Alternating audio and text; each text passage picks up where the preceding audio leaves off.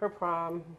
He was so proud I of her. remember He was that like, day. "You're so beautiful." Jeanette Ayeo will tell you her son Angel Rodriguez was her baby. We talked every day.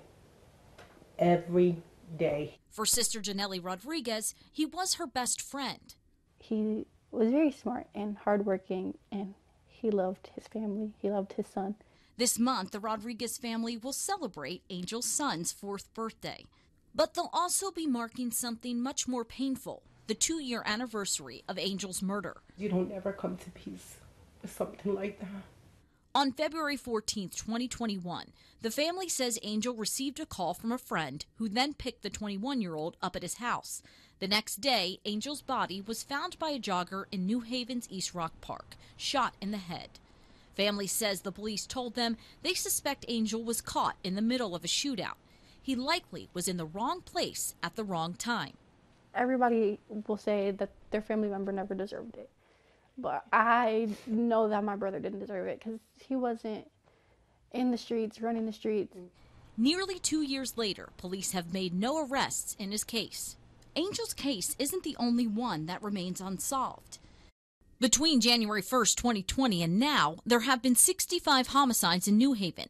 13 have resulted in arrests, a 20% clearance rate. The national rate is 54%, meaning more than half of the cases across the country are solved. I can't leave my people hanging. I can't put my people in a position to fail. So we need to get those numbers up. New Haven Police Chief Carl Jacobson, who took over in July, says staffing is part of the problem. He said up until late 2021, there was only one unit with 4 detectives and a sergeant who were assigned homicides. The lowest I've ever seen it in 17 years.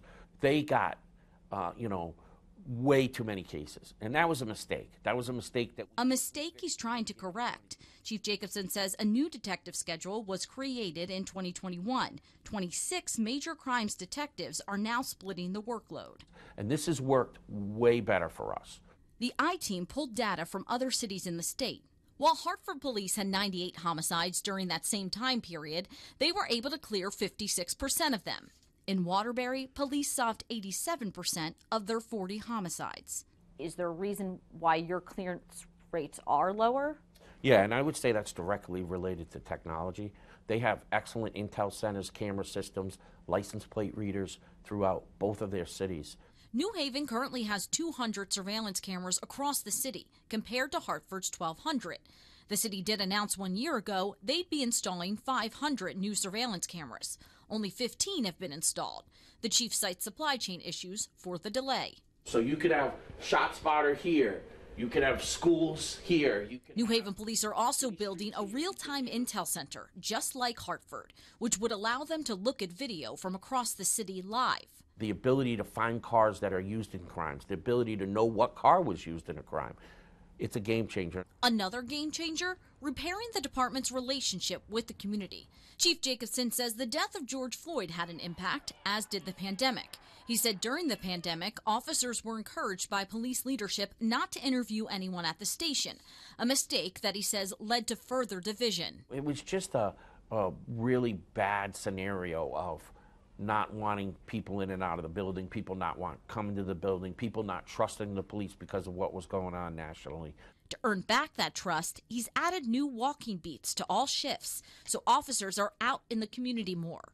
One of his top priorities, because as the chief will tell you, many homicides can't be solved without the public's help. Angel Rodriguez's family understands that all too well. Until it happens to them. Until it happens to them, then the shoe's on the other foot. One thing New Haven's chief says they've always done well is prevention. And with the new detective schedule, they've been able to make more arrests in shots-fired incidents. Tune in tonight at 11 for when we sit down with Hartford's police chief. For the I-Team, I'm Sam Smink, Channel 3 Eyewitness News.